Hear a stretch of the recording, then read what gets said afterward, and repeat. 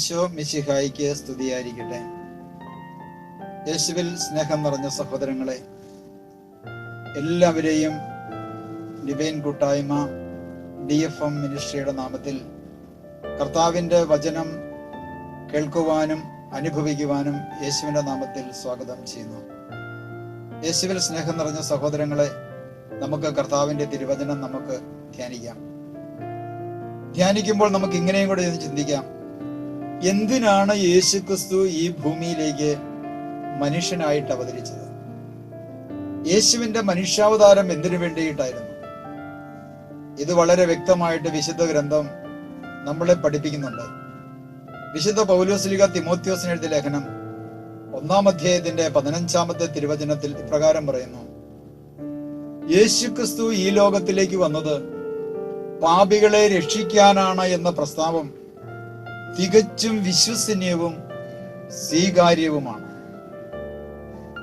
ഇവിടെ യേശുക്രിസ്തു എന്തിനാണ് ഈ ഭൂമിയിലേക്ക് മനുഷ്യനായിട്ട് അവതരിച്ചത് എന്ന ചോദ്യത്തിന്റെ ഉത്തരം ദൈവത്തിന്റെ പരിശുദ്ധാത്മാവ് വിശുദ്ധ പൗലോസ്ലീഹയിലൂടെ തിമോത്തിയോസിന് എഴുതിയ ലേഖനത്തിൽ വളരെ വ്യക്തമായിട്ട് നമ്മളെ ഓർമ്മപ്പെടുത്തുന്നു, നമ്മളെ ബോധ്യപ്പെടുത്തുന്നു. യേശുക്രിസ്തു ഈ ലോകത്തിലേക്ക് വന്നത് പാപികളെ രക്ഷിക്കുവാനാണ് എന്ന പ്രസ്താവം തികച്ചും വിശ്വസനീയവും സ്വീകാര്യവുമാണ്. തുടർന്ന് വിശുദ്ധ പൗലോസ്ലീഹ പറയുകയാണ്, പാപികളിൽ ഒന്നാമനാണ് ഞാൻ. പ്രിയ സഹോദരങ്ങളെ, പൗലോസ്ലീഹയ്ക്ക് വളരെ ബോധ്യമുണ്ടായിരുന്നു പൗലോസ്ലീഹ പാപികളിൽ ഒന്നാമനായിരുന്നു എന്ന്. ഇന്ന് നമുക്ക് നമ്മളിലേക്കൊന്ന് തിരിഞ്ഞു നോക്കാം. നമ്മൾ പാപികളിൽ ഒന്നാമനാണോ? ഇന്ന് പലപ്പോഴും നമ്മൾ മറ്റുള്ളവരെ ചൂണ്ടിക്കൊണ്ട് പറയും, അവനൊരു പാപിയാണ്, അവൻ ഇത്തരത്തിലുള്ള തിന്മകളൊക്കെ ചെയ്ത് ജീവിക്കുന്ന സമൂഹത്തിലെ ഏറ്റവും മോശക്കാരനാണ് എന്ന് വിധിക്കുമ്പോൾ, പ്രിയ സഹോദരങ്ങളെ, നമ്മൾ നമ്മളിലേക്കൊന്ന് തിരിഞ്ഞു നോക്കേണ്ട അവസ്ഥയെത്തിയിരിക്കുന്നു. കാരണം വിശുദ്ധ പൗലോസ്ലീഹയെ സംബന്ധിച്ചിടത്തോളം നടന്നു പോകുന്ന സമയത്ത് നിഴലടിച്ച വ്യക്തികൾക്ക് പോലും സൗഖ്യം കിട്ടി. രോഗികളുടെ മേൽ കൈവച്ചപ്പോൾ സൗഖ്യം കിട്ടി. മരിച്ച വ്യക്തിക്ക് ഉയർപ്പിക്കുവാനായിട്ടുള്ള കൃപ വരെ ദൈവം കൊടുത്തു പൗലോസ്ലീഹയ്ക്ക്. ആ പൗലോസ്ലീഹ പറയുകയാണ്, പാപികളിൽ ഒന്നാമനാണ് ഞാൻ.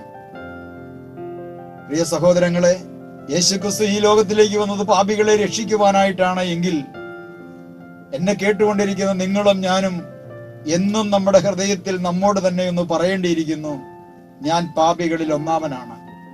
കാരണം യേശുക്രിസ്തുവിന് നീതിമാന്മാരെ ആവശ്യമില്ല. യേശുക്രിസ്തു പാപികളുടെ അടുത്തേക്ക് വന്നു മറ്റൊന്നിനും വേണ്ടിയിട്ടല്ല, പാപികളെ രക്ഷിക്കുവാൻ വേണ്ടി. അതുകൊണ്ടാണ് യേശുവിന്റെ പരസ്യ ജീവിത കാലഘട്ടത്തിൽ ചുങ്കക്കാരുടെയും പിടിച്ചുപറികാരുടെയും അതുപോലെ തന്നെ സമൂഹത്തിൽ തിന്മ ചെയ്ത് ജീവിക്കുന്ന വ്യക്തികളുടെ ഇടയിലേക്ക് ഇറങ്ങി വന്ന് അവരിൽ ഒരുവനായി നിന്നുകൊണ്ട്, അവരോട് ചേർന്ന് നിന്നുകൊണ്ട് പിതാവിന്റെ സുവിശേഷം ലോകത്തെ അറിയിച്ചു. പ്രിയ സഹോദരങ്ങളെ, നമ്മളൊന്ന് ആത്മപരിശോധന ചെയ്യണമേ. എനിക്ക് പറയുവാൻ സാധിക്കുമോ ഞാൻ പാപികളിൽ ഒന്നാമനാണ് എന്ന്? ഒരുപക്ഷെ ഞാനൊരു വചനപ്രഘോഷകൻ, ഞാനൊരു ശുശ്രൂഷകൻ, അല്ലെങ്കിൽ കുടുംബജീവിതം നയിക്കുന്ന വ്യക്തി, അതല്ല എങ്കിൽ പ്രാർത്ഥനാ ഗ്രൂപ്പിന്റെ ലീഡർ, ഏതെങ്കിലും മേഖലയിൽ ഞാൻ ഉയർന്ന ജോലിയിലിരിക്കുന്ന വ്യക്തിയാകാം. ആ സാഹചര്യത്തിലായിരുന്നു കൊണ്ട്, ഞാൻ ഏത് സാഹചര്യത്തിലായിരിക്കുന്നു ആ സാഹചര്യത്തിൽ നിന്നുകൊണ്ട് എനിക്ക് എന്നോടും എന്റെ ദൈവത്തോടും എനിക്ക് പറയുവാൻ സാധിക്കുമോ, പാപികളിൽ ഒന്നാമനാണ് ഞാനെന്ന്?